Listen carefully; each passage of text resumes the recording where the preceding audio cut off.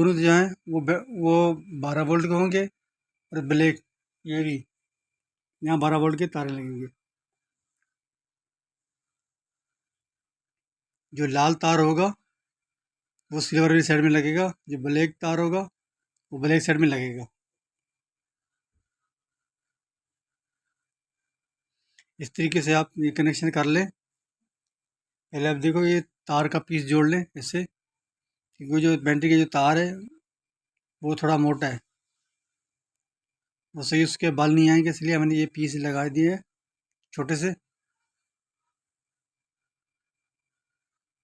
इस तरीके से दो तारे लगा लें। ये जो ब्लैक तार था वो ब्लैक से साथ लगाना है, जो सिल्वर तार था वो लाल तार के साथ लगाना है।